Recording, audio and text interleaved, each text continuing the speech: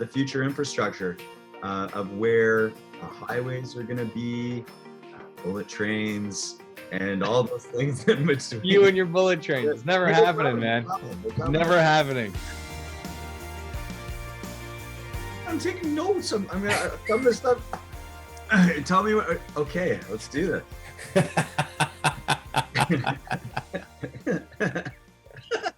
I'm not. I'm on my phone. Or I'm taking notes. Taking notes. Right. Hi, everybody. I'm Ross Bridges here with my good friend Andrew Roach. This is the R&B Real Estate Show, helping you find your way home. We are on the first part of a 3-part episode for investors. And I was just reminded by my dear friend Andrew that there's basically 2 things that we negotiate for with our clients, and that's time and money, right? Dollars and dates, time and cents. So what are some things that we can change with a home? It's the price and the presentation. That's a completely different topic, but we're going to talk today about like just an overview on investment properties. And then we're going to break it down for you a little bit more in the next 2 episodes.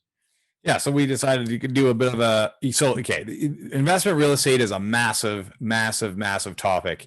And, I really hope that we don't, graze over it. Everyone wants to graze over investment real estate because it's a fun, sexy topic.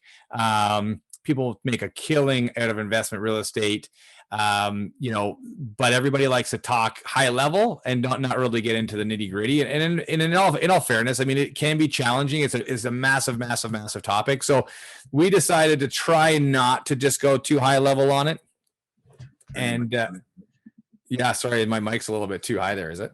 Try not to go too high level on it, and do a 3-part series. I will turn the mic down a bit here. There we go. Hopefully that's a little bit better. We're going to give you an overview on basically like single family residential dwelling, land, multiplexes, commercial, buying a rental property, a student rental property potentially.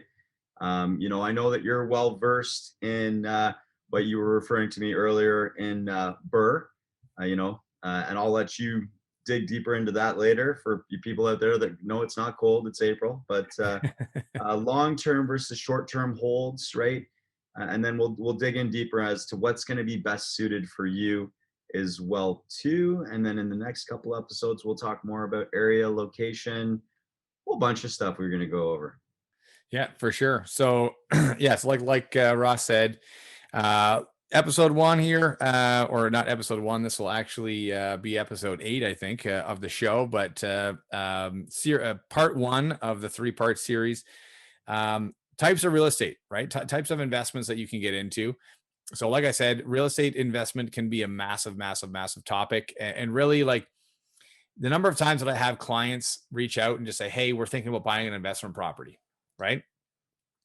Okay, fine. What type of investment property are you looking for, right? And one of the biggest things, almost the first question that I tend to ask them is, how much do you have to invest? And I don't just mean, financially, like I don't, not just what your down payment is, but how much time and energy do you have to invest into it as well, right? That should dictate the type of investment that you kind of are leaning towards, because, let's just, as an example, if you are, you're just slammed 9 to 9 every day, busy work life, family life, I don't know, taking kids to sports, or, you got you're commuting back and forth. You don't have the time to get out to an investment property on a fairly regular basis. Well, maybe like a student rental, as an example, probably isn't the best option for you, which would probably take a little bit more management, right? What about, a large multifamily? Probably the same thing, where you're going to have just a lot of people with a lot of, intertenant dynamics at play. And yes, you can hire property management companies for sure, but, they need to be managed too. So, again, that goes back to, your energy, how much expertise do you have in that field? What are you looking to get into? What's your appetite, right? So let's kind of like go down the list of some examples of investment properties. First and foremost, that I think a lot of people naturally think of when they think of an investment property is probably just a single family dwelling, right? Whether that's a house, a detached house, a condo, apartment, or anything in between, right? Townhouse, semi-detached, whatever, single family, just one family in there, pretty low maintenance, right? Then you could go off into any degree of multifamily, duplex, triplex, fourplex, fiveplex. And once you get above the fiveplex, if you get into sixplex or more units in a building, now you're starting to look at commercial financing. And I don't think there's going to be very many people out there at all that their first investment property or second investment property is going to be a large multifamily building. But who knows? You never know, right? But I mean, just so people have that understanding that if they went to a seminar or watched a show or listened to a podcast or like that, and someone's killing it in the multifamily space and they have I don't know, 10 12 plexes, and they're like, I want one of those. It's a different animal, right? It's a different animal. And a lot of people will cut their teeth on a single family or a small duplex or something like that before they get into the large multifamily stuff, right? One of the cool trends I'm seeing right now, and we talk about the single family dwelling, and I know that this is happening a little bit more Cambridge, Kitchener, up there, where we're seeing people that are taking a nice bungalow and they're turning it into what I would refer to as a semi-detached. They're basically splitting the dwellings, making 2 kitchens, and then there's a lot of things you got to take into consideration if you're going to be that versatile with a home, right? If you're looking for something that's going to be, like Andrew's discussing, hands off, then a new build, a condo, that's pretty easy. You're going to only have to deal with one other person, right? If you're looking at being a little bit more creative, doing renovations, flipping to yourself, I'll let you go all into the refinancing on that. You've got a lot of experience in that. Then that's a great way to obviously get a property and get good rent. You don't want to do high-end finishings for when you get somebody in there. Multiplex or a duplex, a triplex. If you're looking to get something, we won't even talk about location, but if you're looking to get something near a school, there's tremendous opportunities there where you can reconfigure a home. This is a disclaimer, I strongly recommend doing it through the city, wherever that city is, to make sure that it's legal. It will cost you 2 things, time and money, but long term, it could save you from a major, major, major lawsuit. And at the end of the day, we have human beings that are going to be living in these dwellings. So the most important thing is everybody's safety. So there is a lot of, you need to be careful of the repercussions that things could come to bite you in the butt. But student rentals, maybe you're planning, maybe your kids are 10, 12, 15, and you're thinking 4 or 5 years from now, buying a property for them, depending on where they go to school, that could be a major moneymaker. Instead of you paying all those student bills for your kids to go through college or university, well, that investment property could be paying for it and then some, right? So, I think that the best way to go is highest and best use of the property. You own the lot when you buy that. You get into a condo, a townhouse, a semi-detached home, then you only own the rights to the dwelling. You don't own the rights to the land. I do say that land is the last gold rush that we have. There's the demand for land is incredibly high, especially within the GTA corridor all the way to Niagara Falls. So yeah, with regards to single family dwellings, I think that Andrew and I'd like to think that we would agree that would be your best residential investment. I wouldn't necessarily agree or disagree. I mean, like how I opened, right? Everyone's different, right? Everyone is. I can't. You can't just blanket statement and say, "Oh, well, this is the best," because maybe it isn't. Maybe it isn't the best. Like maybe maybe somebody has a little bit more time, energy, maybe, I don't know, maybe you got an early retirement, right? Maybe you were in the military for 25 years and you're pensioned out and you're just turned 40 or something like that, right? And you got a good income coming in, and you've got you've got all the time and energy and that you could ever want, right? And what's to say that a single family is the best for that person, right? So everybody is different, and that's why I specifically say, what's your investment, right? What kind of investment are you prepared to make into this property? Do you just want to throw a bunch of money at it and never hear about it for the next 5 years? Okay, then that's fine. Then there's an answer to that. Or are you like, no, I want to be totally hands-on because I'm just that type of person where I have to micromanage everything. I just need to know what is happening at every moment. Well, it's probably not the best thing to hand over the keys to somebody else, right? You might be stressed out wondering what's happening with your money, right? So everybody's a little bit different.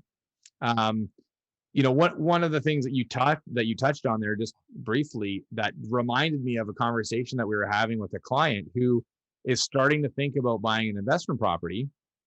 And so, and this isn't the first time that I've heard this. It's probably maybe the third time that I've heard this, is that, their kids are, 9, 10, 11, 12 years old. And they're thinking, well, maybe I should buy a student rental now, buy an investment property now for where my son or daughter are going to go to university. And I understand the logic behind it, but I don't necessarily think that that's maybe the most sound approach. I would sooner say, what happens? Let's just say, okay, they're like, you know what? I think my son or daughter are going to go to Laurier because it's the closest university. Well, listen, ask yourself, when you were growing up and you went to university or college, did you go to the closest college or university to you so that you could be close to your parents because that's what you wanted? No, you want to spread your wings. You probably want to move as far away as you possibly can, right? So it's gonna suck for yourself if you're thinking that your son or daughter are going to go to university nice and close because you don't want them to leave. It was the exact same thing when you were a kid, and your parents didn't want you to leave. You're going to want to leave, and they're probably going to want to leave too. So don't go and buy an investment property in where you think they're going to go in 6 years from now. Instead, I would suggest buy an investment property anywhere that makes sense for you now, and then when the time comes for your kid, when they chose where they want to go to university or college, then you can say, okay, well, let's sell this investment property and go and buy you a student rental out to wherever location you're going to go at that point, right? Rather than being stuck at one place. Because maybe, to your point, Ross, maybe that wasn't the best investment for you, buying that student rental now. And you're just thinking, well, I'll just grind it out for a few years until my son or daughter does go to university. And then they don't end up going to university or at all. Right? I couldn't agree more with what you're saying in terms of coming at it from a perspective of what's your hand-on approach going to be. If you're going to use a property management company, or if you need to be in close proximity to where you're going to actually be buying. And then we look at, obviously, positive cash flow. I mean, I hate to say this, but, depending on your kids could only be at that school for 1 or 2 years anyway. So even if you're planning, it's nice to plan ahead. I think if you're buying in the right location, as a student building is a great, like, to buy an actual multiplex, a dualplex, or whatever the heck that is good. I think it's when there's a lot of people living under one roof, you're opening up a lot of problems that can happen, right? So just putting a lock on each door and doing it that way, I've seen some interesting student rentals over my years. So you're talking about a single family house that has been rented out to like 5 or 6 rooms to 5 or 6 students, and then of course they share the kitchen and the bathrooms, but then they all have their own bedroom, right? That's what you're referring to by sticking a lock on the door. I just feel that in so many ways it's so wrong, right? Man, that's like university life. That's part of it, right? I grew up in Kingston, right? We had the Queen's Ghetto that was there, right? That it was all these old Victorian houses that were all chopped up into, these houses. I mean, the same thing, right? I went to university at Laurier. Friends went to Western. They're all the same. Buying houses down in London, student rentals, Hamilton, of course, down to McMaster, same thing, right? Like you buy a house, a bigger house with 5 or 6 rooms in it. And to your point earlier, Ross, about like making sure that you do it right, even if you do it that way, that's fine. Do it that way, but make sure that you do it properly, right? Get the fire department in there. Make sure there's egress, right? Because again, listen, they're kids. They are kids, right? Some of these kids are 17 years old and they're moving out, going to university, right? And I didn't even know what I was doing at 19, let alone 17. Totally. Right. So just make sure you do it right. I guess I can't stress that enough, right? To make sure it's all above board, right? They're human beings. And then of course, if you, anybody that's not thinking about buying a student rental, but have kids that are going to university and maybe buying a house, go check it out. Where's my son or daughter going to be living? Are they going to be in the basement? Are they going to be upstairs? Even if they're going to be upstairs and there's going to be someone in the basement, you know what? Just have another look at it. Are the windows big enough to get out? If there was a fire like right here, just arbitrarily point on the ground. If there was a fire right here, how could people get out? And keep in mind how quickly a fire can spread. Like it spreads within like minutes. That's it. It doesn't take long at all for a fire to go crazy. So when Andrew touched on egress, everyone there, that's basically what he was just referring to as the exit points, making sure the windows are large enough. They wouldn't be trapped in a brutal situation like a fire. So, 100%. At the end of the day, there's so many different options, and then the financing component towards whether you're looking at an investment property. If it's not your primary dwelling, then we need to be very cognizant of the mortgages that we're applying for. And then you need to understand if you're buying things like land or things like that too, that there's completely different lending rates. It almost falls more into a commercial lending rate. There's ways around that too. And that's why you contact us, if you were maybe going to be renting out the land, or you could be getting tax breaks if it was farmland, or I think a big thing that you can touch on right now, Andrew, and I'll help you along the way, is like the what I've always heard to is flip to yourself, you referred to it before the show started as BRRRR. Yeah. So, and you might have heard this before. If you haven't, and you're like, what the heck is BRRRR? So just BRRR, right? So buy, renovate, refinance, repeat, right? So the idea there is, you're going to obviously, but B is buy, you buy the property. That's a no brainer, but the type of property that you're going to buy you'll have a little bit of foresight as to what do you want to do with the property? Furthermore, how much is it going to cost me to renovate the property? And then specifically, what will the property be worth when I'm done? Oftentimes, the most successful investments like this are ones where the house is repurposed to a degree. So it'll be moved from a single family house to a duplex, where you would put a basement apartment in, or a secondary unit somewhere where you can increase the rent. And thereby, when you do that, not only are you increasing the value of the home because aesthetically it's been improved, right? You've gone ahead and you've taken up all the old carpet, you've painted, you've changed some trim, you've renovated the kitchen and bathrooms, whatever you've done, all these kinds of things. So that naturally is the increase. But from an investment perspective, the income that it now generates is increased. So if you were to say, I'm going to arbitrarily make up some numbers here. If you're going to say like a single family house would rent out to one family for $2,000 a month, but if you turned it into a duplex, you could rent then upstairs only for say $1,800 a month or $1,700 a month, but then rent the basement for $1,500 a month or $1,200 a month, right? As you can see, you've increased your cash, or you've increased the revenue that the property generates from say $2,000 a month to maybe $3,500, $3,600, $3,700, $3,800 a month, right? When you do that, the property value increases, then you can then refinance it, which is the second R. So buy, renovate, refinance, and so you can refinance it to 80% of the after renovated value. You'll sometimes hear that, see that phrase around, or that acronym around, which is AVR, after renovate, or ARV, sorry, after renovation value.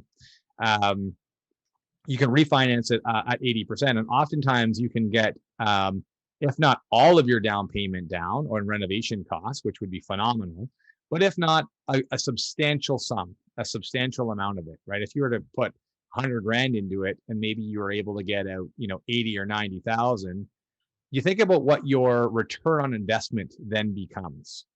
If your return on investment was going to be, I wish I had whipped out some pre-calculations here, but if your investment was going to be, say, 20% a year, based off of cash flow, mortgage pay down, appreciation, and then maybe you get some tax benefits there. Let's just say it was 20% on 100,000. Well, what does that become when actually your investment is only 20% down, or $20,000 down instead of $100,000 down? Right, that grows exponentially. Now it's like 100% annualized return on investment. So then you can go ahead and you can, and then the third R is repeat. Go do it again, because you got all or most of your money back, which case you can go and repeat the process on another property. And so, like you're saying, Ross, you said flip to yourself, right? Because you're keeping the property. It's a buy and hold, but it's not your typical buy and hold, which we'll talk about in a second. You're buying it, you're improving the value, you're renovating it, and refinancing it to get your money back again, and then you can go and do the process again. One of the biggest problems or challenges with a buy and hold, which is your typical single family, buy a house, rent it out, hold on to it for 5-10 years, right? And yeah, it's a bit of a slow grind, but it's not sexy, it's not exciting, it just happens, right? And every month your mortgage gets paid down by your tenant, you got a little bit of cash flow in the property, and every year your property increases in value a little bit. It's a bit of a slower grind, but it might take you 5-10 years to kind of make some good sizable money on it, and you can, right? I mean, my properties, I make generally, if I kind of like go back, you have these spiking years, right? If you kind of average those out, I sold a property that I bought 3-4 years ago. I sold it, unfortunately, a couple months too early. As you look back, I made 50% annualized return on investment on that property, right? And that was just a buy and hold. Didn't really. I guess I did some cosmetic stuff. I did some paint, and we changed the basement a little bit because it was pretty ugly, but it was minor, right? Minor amounts. So one of the problems with the buy and hold element is your capital's tied up, right? And then you got to go and you got to find extra either make $100,000, $120,000, $150,000 a year extra income that you can go and buy another one. Go find a joint venture partner, so that now you're splitting your thing 50-50, which is not a bad option either. Finding private money, which can be expensive in the short term. Or you just, you sit there and just kind of wait it out, right? Wait until your property increases enough that you can refinance it, which we've done as well with some of our properties. But this is a good option, right? Allows you to keep just recycling your capital. So here's a question I'm just going to throw out here, and I'll probably answer it a bit myself, but so what are you looking for in a home? And I mean, for a lot of you might be staying up late some nights like me and looking at these infomercials from the States where they're saying, oh, bank sales and foreclosures. Well, that's not necessarily realistic here. Some of the best investments that I see are typically, we'll hear the term motivated buyers. We have an obligation to protect our consumers, to ensure that obviously we're looking out for their best rights, but it's homes that need work. It could be part of the homes completely unfinished. As realtors, there's only two things that we can really control. It's the price and presentation of the home. So if there's a home that needs work and you can build equity in it, like phase one, secure the property, and we make sure that we're getting the best financing, like Andrew just touched on there, the best bet is you're hoping to get positive cash flow, take into consideration any improvements, property taxes, having a list of great tradespeople like I have and like Andrew has, so that we can ensure that you're taking good care of your property. But building that maximum equity, there's no better way to use money than, like we just touched on, with the equity of your property. So if you can hold on to it for a couple of years, refinance on a mortgage is always great, so you don't have to pay for the penalties. And then you take that equity out, and there's no better place to put it back into than another property. I've had clients that have had a lot of success with new builds, buying a new build and knowing that you're only having to put down a small chunk of that money right now, and then it closes in another year, 18 months, 2 years, and knowing that you're going to have a good controllable amount of money that you're going to want to put down on that mortgage. Ensuring that we're putting you in contact with the right accountants, so you're not worrying about capital gains. You don't want to get smacked with a big bill from the CRA. So I think those are all things that you want to take into consideration. And it's just like anything else. It's a course, it's a process. We give you as much information in a short period of time, so that you can make that best decision for you and your family with what's the best fit, right? Yeah, for sure. And you know what, you touch on two things that I didn't think about ahead of time, but two very valid points. The first one you talked about was land, and there will be a handful of people out there that are just looking to acquire land, and maybe you've got I don't know, maybe you got an inheritance, or you sold a couple of properties and you don't really want to do the long game anymore, or I guess you don't really want to do the management element of it anymore. Maybe it's you found the perfect parcel of land that you'd love to retire on someday, but you're still 20 years away from that. Maybe you're thinking, hey, listen, you're speculating. You're thinking, listen, I'm looking at the patterns, the growth patterns within Ontario, and I think that this area is going to boom in the next 15, 20 years. And you're speculating and thinking, I'm just going to park some money here. Sure. I mean, those are great options. And again, like this, going back, not to continue to tell you comment on it before, but what's the best investment for one person isn't necessarily the best investment for another, right? So if somebody wants to go ahead and do that, you touched on land. Typically, you're only going to get a mortgage of about 50% on raw land, right? So generally, lenders would want you to put down 50%. So if you're buying a piece of land, I'm just going to say, just for easy math, it's $1 million. You got to have 500 grand down, and then you'll finance the next 500,000. I was chatting with my mortgage broker yesterday, actually, and I got the impression that it's possible to go up to maybe 60% on that. But even still, don't bank on that, right? I would say 50% would be the safe bet.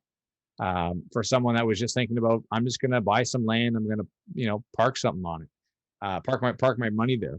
The second thing you talked about was new builds. Yeah, I mean, a good option, again, a good option for some people. The nice thing about a new build, not too dissimilar almost to like the Burr method, where you can almost recycle the capital a little bit, or you can boost the return on investment, because if especially with the downtown condo space where it's very competitive for builders, you get out here like in Milton, right? If you look at Mattamy, like, you're not negotiating the slightest amount with Mattamy, right? They're going to tell you where to go, when to be there, how much to bring, how many times to jump, turn left, turn right. Massive down payment.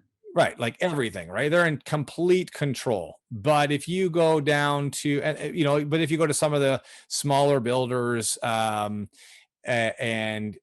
maybe into slightly smaller markets, then you've got a little bit more wiggle room for things. And ultimately, what you'd love to be able to do is put less money down, right? So that you don't have to put as much down. So that's what I was saying. Like, if you go into like to the downtown condo space where the builders are very competitive with each other, then you can sometimes, put as little as maybe like 10% down for a long time, right? Like, if it's a 2-year build or sometimes a 3-year build, maybe you only have to put down, 5, 6, 7, 8, 9, 10% within the first year, and then you don't have to put anything else down for another year after that. That means that your money is working for you, because theoretically, and again, this is a little bit of speculation, but theoretically the market would continue to go up, even if it's slow and steady, which would be preferable than these big spikes. I mean, it sounds like a bit of a payoff, but they're not sustainable, and it just adds volatility to the market, right? But if you can have that, just that little bit of down payment, and the prices, the appreciation is going up, the value of the unbuilt unit is going up, then just like, being able to what your return on investment, how that changes if you put less down but you still get the same return, the return on investment becomes substantially higher, right? So if you can put less money down, that's great. But even still, to your point, maybe you still have to put 20% down through builder installment payments. You don't have to live on it. You don't have to pay mortgage payments on it. You don't have to pay taxes on it. There's some good options there for people, right? I want to go back to land for a few minutes. Sure. One of the things that I grew up Oakville. I now live in Burlington. And in terms of looking as like a vision, your dreams to where you want to be 4, 5, 6 years, for a lot of you out there, you might have these amazing aspirations for building your dream home, and maybe you're coming from Toronto or Mississauga and you're looking at moving into Oakville or Burlington. And like you said, you find that beautiful parcel of home where you want to build the home for your future, right? There's tremendous opportunity now where instead of you buying that property in 5 or 6 years, it could be a bungalow, a side split, something that has a good parcel of land where we can do the due diligence through the city, whether it's Milton, Andrew, surrounding areas, myself, Oakville, Burlington, Mississauga, where we can go to the city and find out the size of the home that you'd be able to build on there. And maybe you're using the existing home there, whether it's a bungalow or a side split, for the next 4, 5, 6, 7 years to pay for that existing mortgage on that property. So, and then your plan could be to cash out on that property. So you're not buying the land at the prices of 2025 or 2026. You're buying it with today's prices, and you're getting your money working for you. And it's a physical asset. You can take the earth from the ground and you own that, versus a piece of paper on the stock market. I mean, which you're not going to do poorly in, but that's Andrew does very well in stocks. That's a conversation for another day. But to be a visionary, and to see what is that land going to look like in 5, 10, 20 years from now. There's some of these beautiful corner properties. And I mean, maybe you got to go a little bit further west where, hey, could that property maybe one day move from a residential to a commercial zoning? And the classification and going through the planning committee with the local city to have a vision, to keep on top of, like, there's a brand new business corridor that's going into Burlington that is that's commercial land that used to be somewhat industrial, where now they're going to be allowed banks. You're going to have car dealerships. What's the height variance of future homes? So think outside the box in terms of the future vision and dream as to what's going to be the best for your family, or maybe a residential property turning to commercial down the road. Yeah, you made a good point there, actually, Ross, about, like, where is the trend, not only just like with like provincially, where's the trend, which I think I end up looking at a lot, but even just on a more micro level, at a municipal level, where's the trend? And you can oftentimes get a pretty good idea of what's potentially going to happen, to a degree anyways, by going to the planning department within your city or town and talking to them about what's the municipal 20-year plan, what's the municipal 40-year plan. They have to, as a municipality, start planning that out. And one of the biggest struggles in our in our society in the multiple levels of government is, you got the federal government, trying to do one thing. Then you got each provincial government trying to, being told from the federal government what they need to do, and then trying to do their own thing, and then them downloading onto the municipal governments, and the municipal governments trying to figure out what they're doing within their town or city, with the municipal government or the provincial government coming and telling them what they need to do. Specifically referring to that, saying, okay, well, let's look at like Milton as an example.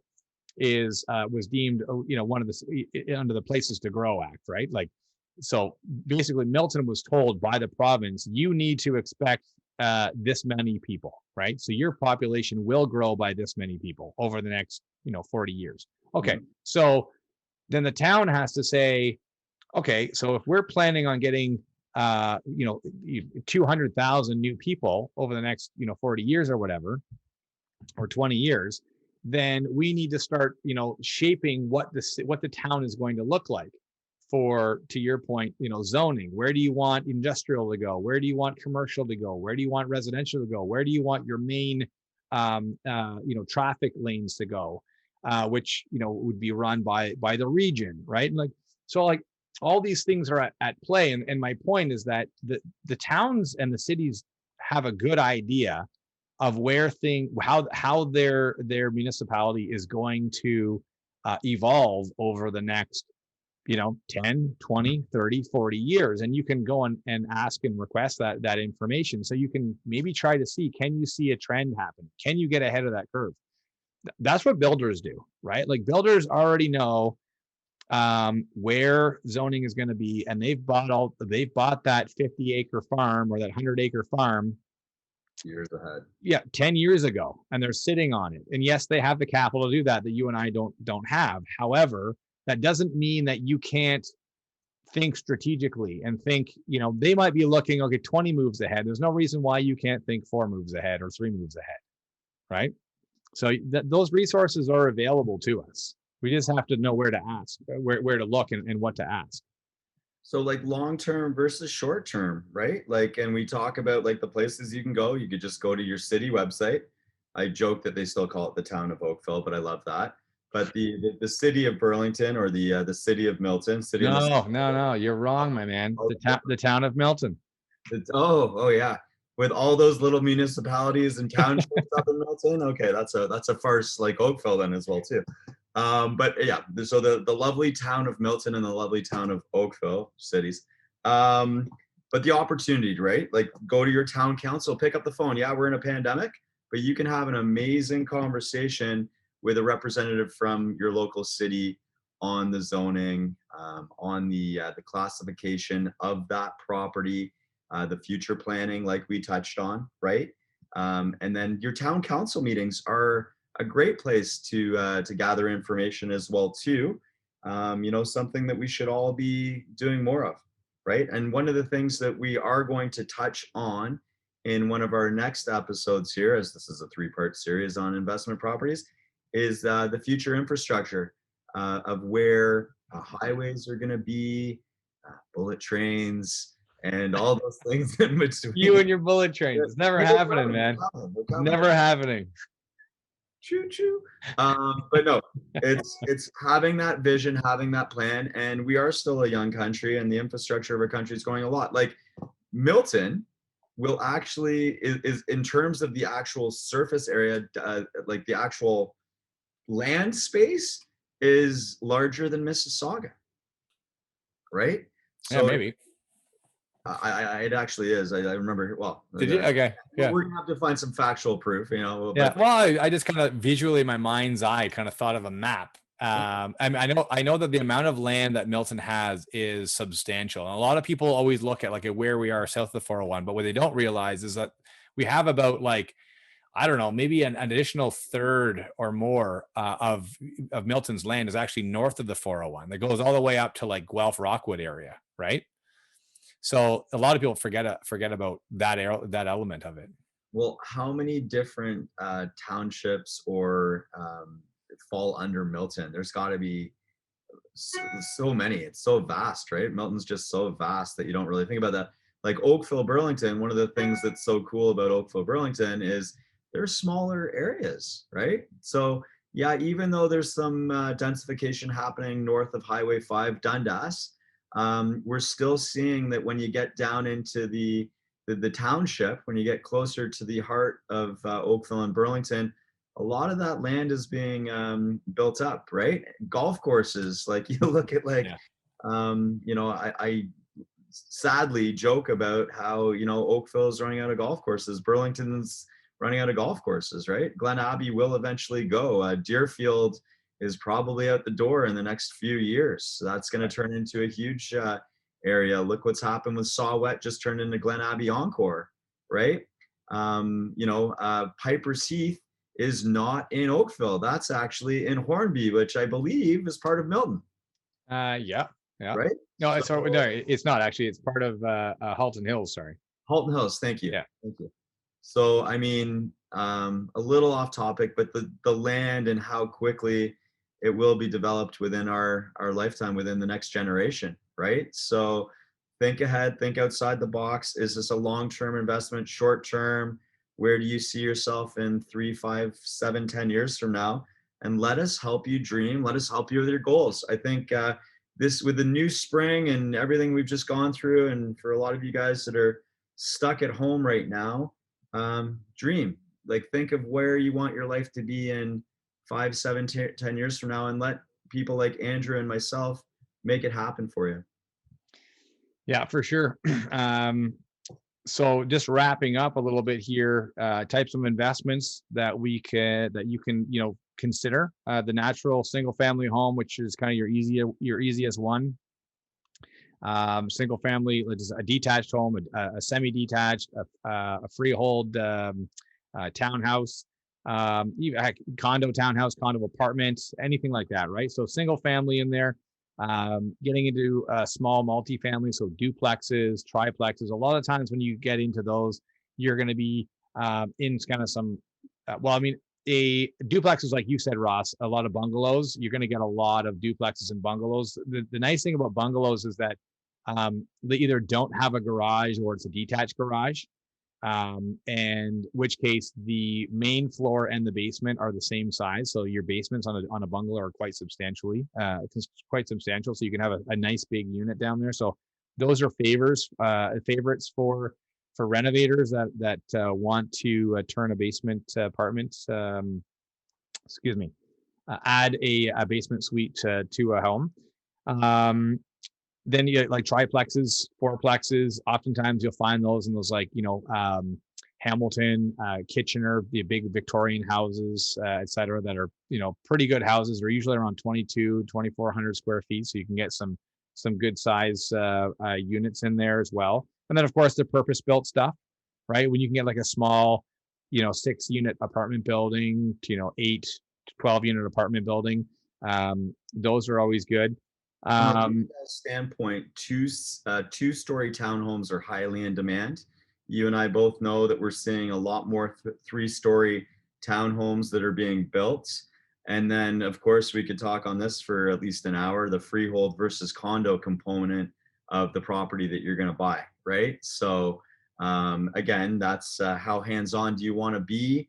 And at the end of the day, you know, what makes the most sense to you as an investor? Yeah, absolutely. And then continuing along, like you said, we talked about student rentals for, you know, for a little bit there, right? But same idea, renting out rooms to a bunch of students, doing a flip, right? We kind of grazed over the flip. It almost gets wrapped into the BRRRR, but, you know, just a straight flip. Buy a house, renovate it, sell it. You touched on capital gains a little bit there. We didn't really get too much into it. That's not our field of expertise, taxes, by any stretch of the imagination. But the nice thing about flipping a property is that, again, talk to your accountant. Maybe there's something about your taxes that might be different, but generally speaking, you'd be subject to capital gains instead of income tax, which is always beneficial.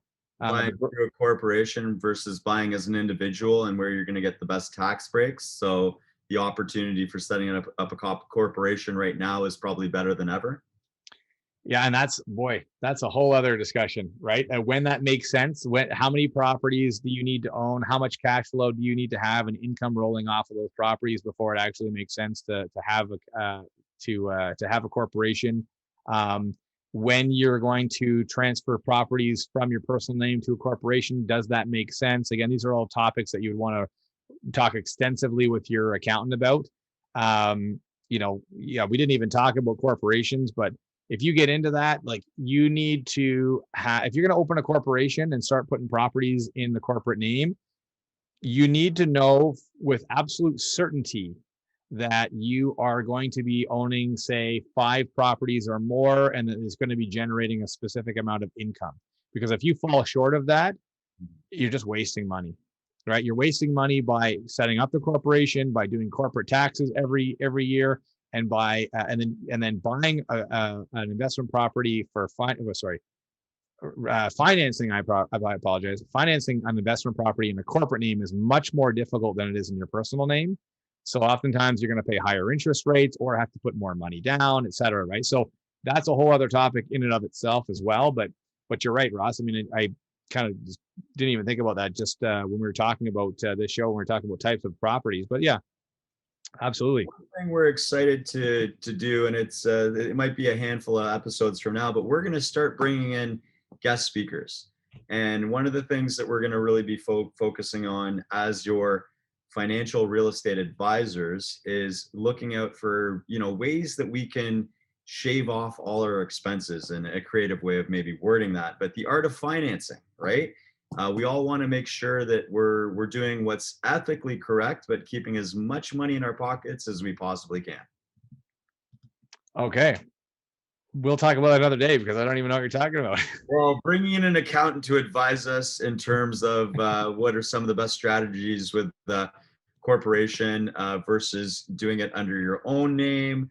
What are the things that we can write off, and how we can look to people that are specialists in their field.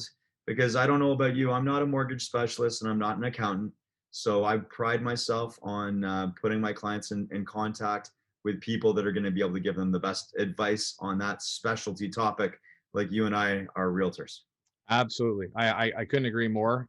Certainly, there's people can speak from their personal experiences about something that worked for them or didn't work for them, but that certainly doesn't mean that that is going to work for you or not work for you. So I know that whenever I've spoken to accountants in the past or listened to accountants speak at conferences or in groups or webinars, it always comes back to, let's talk about your personal situation. Because Ross, your situation is much different than my situation. What would work for you wouldn't necessarily work for me, and vice versa. So you can't say, well, Ross is super successful doing this, so I'm just going to copy him and do it too. Maybe Ross has a different, income level or structure, or a dependence or non-dependence, or any number of reasons. Risk level, right? Maybe yeah, everything is different. So yeah, for sure, I agree. Speak to the professionals in those fields to talk about how do those things pertain to you specifically, and let's get our money working. What's changed in the last 6 months? What's changed? What rules have changed? What new products are available or no longer available? And again, talking to accountants, they're always doing continuing education courses from the CRA, right? This is what's happening now. These are the new things. This is the new case study, blah, blah, blah. You need to be up to date, right? Not just talk. This is what I did 3 years ago and it was working for me. Well, I'm going to do the same thing, right? Awesome. Well, you know what? This is a 3-part series, and I don't know about you, but I think we touched on some pretty good overview material for our first episode. How do you feel about wrapping up the first of 3 in the investment property series? I think we did a pretty good job of touching on some stuff. Hopefully we didn't jump around too much so that it was difficult to listen to and stay on. Like our previous episode, which I thought was awesome, by the way. Oh yeah, the last one was good. But that was a whole we just kind of just went on this big long tangent for a while, but it was fun. but yeah, you know what? If you guys are interested in investment property, reach out to Ross or myself. Ask us questions. Hey, this is, you know, what are you looking to buy? You know, what's your appetite for investment? All that kind of stuff, right? And we'll just like we said, you know, what's working for somebody else might not work for you, or what doesn't work for somebody else might be perfect for you, right? So, you know, reach out. We'll have those discussions, talk about what's available, what could and would fit into your lifestyle. And if you want us to put you in contact with a mortgage specialist that can be creative with residential or commercial, or if you want us to put you in contact with an accountant that you know is going to be there to give you some good advice, then please don't hesitate to contact either one of us at any time. I'm Ross Bridges here with Andrew Roach. This is the R&B Real Estate Show, helping you find your way home.